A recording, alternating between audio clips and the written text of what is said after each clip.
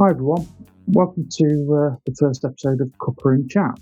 So, hopefully, if you need to, pause this video, go put the kettle on, go make yourself a cuppa, come back, and we'll get into it. So, just a little bit about what Cuppa Chat is about. So, it's something that I've tried to bring up and use in the workplace at work. So at work in 2023, I became a mental health first aider. As part of that role and responsibility, one of the things that we wanted to look at as a bit of an opportunity for people is what we called Cuppa Chat, which was every time around Christmas time we did hot chocolate and the opportunity for people to chat with one of our mental health first aiders. So way back when we were doing it, we were sort of like, yep, we'll do all the trimmings with hot chocolate, that sort of thing. I sort of incorporated that as well into Cuppa Chat as a booking appointment on calendars on my sort of Teams and everything like that. So as I sort of went through with work, it was a lot of, if anyone needed to book in, they could use a booking link from my Outlook, from my email signature or anything like that, and they could book half an hour with me to have anywhere 50 minutes, half an hour to have a Cuppa Chat. So the term Cuppa, for our international friends and for people who don't know, it's a bit of a Midlands thing, but also a little bit of a I don't know if it's a Northern thing. It's definitely an English thing. I don't know if it's a Northern thing, but certainly a Midlands thing. Of a cuppa is short for a cup of. So whether that's a cup of tea, a cup of coffee, hot chocolate, whatever your warm beverage of choice is. So the idea is that you would have a cuppa, a cup of tea, a cup of chocolate, a cup of coffee, and it's just an abbreviation. So part of that, obviously with how it helps with mental health and things like that, obviously it's getting people chatting, it's over a drink, so you're not necessarily setting a time limit on things. So when you're having a cup of tea, you can, if some people will drink it really quickly. Some people will savour it, wait till it's gone cold almost and drink it. Some people will drink it cold, depending obviously what the connotation is of how you're drinking and everything like that as part of it. So part of it with that is I wanted to sort of bring it to you guys, to the masses of Cuppa Chat, so that you can almost make it your own a little bit on there. Now, obviously with that sort of thing of the hot beverage and comforting and things like that as well, it is referenced a lot in media as well and popular culture. I mean, The Big Bang Theory springs to mind. What's the one thing when everyone's upset? In The Big Bang Theory, Sheldon goes and makes tea for people. And in a lot of soaps, movies, dramas, things like that, every time anyone has a big moment of they've got to do either a bit of a chat about something, or in terms of they need to do like a big news, or they just need to get something off the chest or anything like that, it's generally, when you watch it on films and TV, it's generally in one of two places. It's generally either in a bar over a drink, or in a cafe over a cup of coffee or a cup of tea, if it's an English show, obviously, more so. But it's normally generally in a cafe or in a bar, in those sort of two social settings. So a lot of this sort of idea of it's where you put the worlds to rights. For those of the older generation, or sort of my generation, certainly, that watched Mrs. Brown's Boys when that first came out, that was very much and I'm told reliably that this is very much a depiction of the Irish household of There's always a cup of tea on the go, and it's pretty much you sit, you have a cup of tea, put the world to rights, and that's what you do during the day.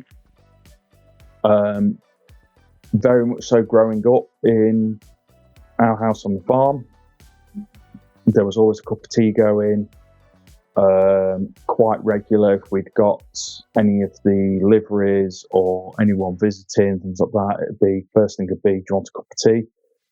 And quite a few times it'd be sat having a chat with them. Now, whether that is a case of we were sat, in our barn area where the liveries were, that they could sit and have a cup of tea, or whether it was in our actual living room and things like that as well. So a lot of that. I always extend the invitation to anybody. Anyone that I know that knows me knows the fact of, if you are having a few issues or you're needing to talk about something or want a bit of a chat, my front door's always open. I always have lots of tea. Because I do drink a lot of tea myself, I generally go out and I buy the catering bags worth of tea so that I've got tea for 6 months, essentially. I'll go out and buy the big bags of Yorkshire tea for it. So as part of that, yeah, you can have a cup of tea at my house. You can have coffee, you can have whatever you please. But a lot of that is me sort of wanting to extend that invitation to anyone. So again, even if it's virtual these days, we've got FaceTime. People use FaceTime all the time and sit there while they're having a coffee or something on FaceTime in a cafe. We will often, with our sort of friends and family that are in Spain, quite often if they're having their morning coffee or whatever,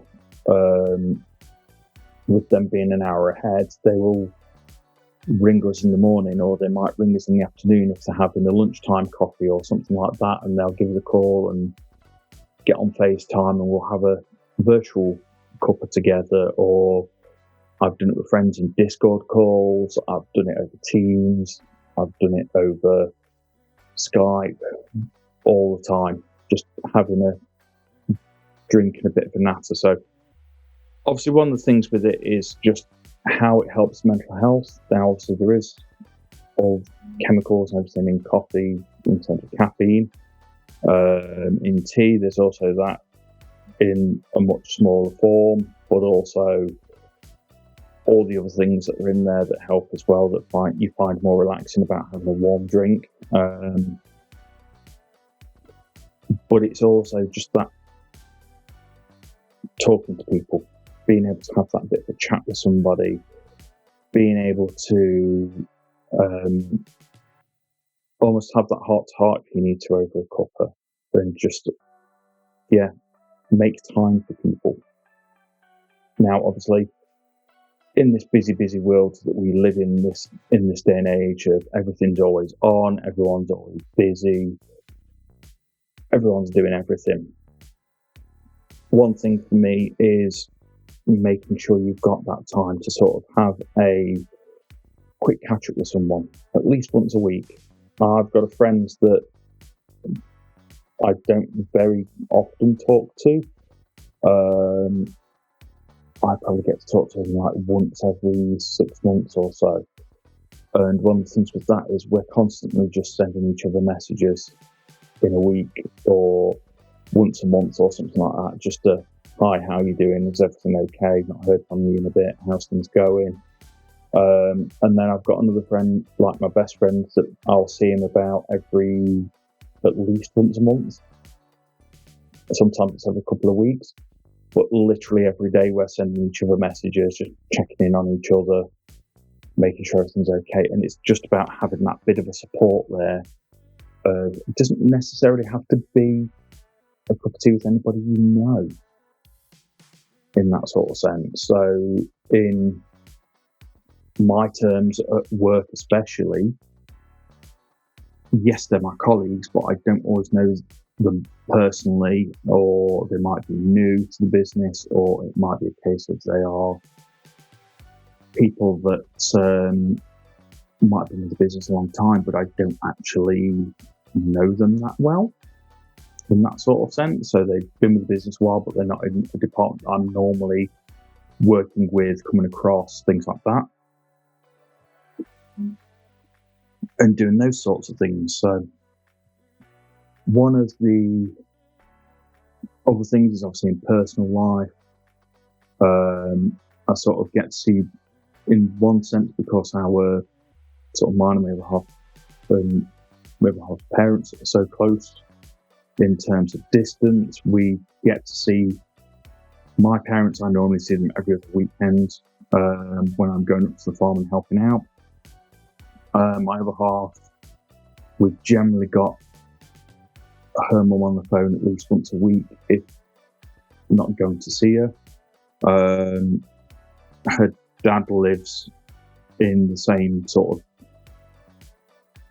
town, I suppose you'd call it, is where my other half works. So he often pops in to see her at work and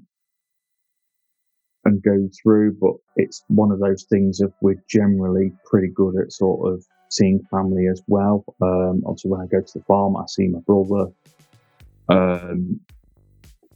And also sometimes my niece and nephew while we're there.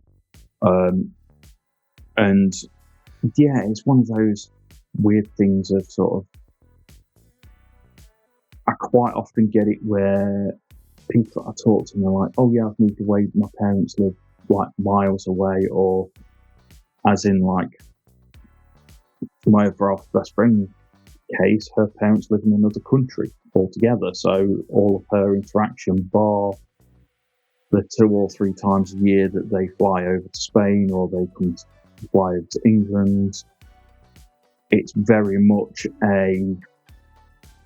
everything's on FaceTime, everything's on phone calls, on WhatsApp, things like that as well. So it's very hard to sort of, for her in that sense, because the majority, like her parents on that, are in Spain, so she doesn't get to see them that often. So it's normally if and when people go out to see them that we get to see them. But yeah, it's one of those, obviously, just having that cup of tea with somebody, you can literally be sat talking about nothing. I mean, I get it when my friend comes around sometimes in the week after I finished work, and he'll come round, he'll have a coffee, and we'll just sit talking about what's gone on in the week, what movies he's watched that week, what he's been doing with his other friends, or what he's been doing when he's gone to see his dad, or things like that as well. So there's a lot of stuff like that in there. Again, it just helps having that bit of communication with someone and that bit of connection, that you're getting rid of those stressors and making sure everyone's okay. Now, I know this is going to be a little bit of a shorter video because it's not necessarily, this is more of an introduction to the series and what it's about, rather than any sort of big and heavy and meaty topics. So one of the things that I also want to cover off in this is, as I continue to sort of go through this series, one thing I want to cover off is mental health first aid. So how you can get qualified yourself if you wish to, what it entails in terms of being a mental health first aider, any costs that are involved on that side of things. Also a few mental health tips on that side of stuff. So any sort of tips in terms of if you're having a bit of a stressful time, what you can do to potentially de-stress, what people can do in terms of removing that stress and things like that.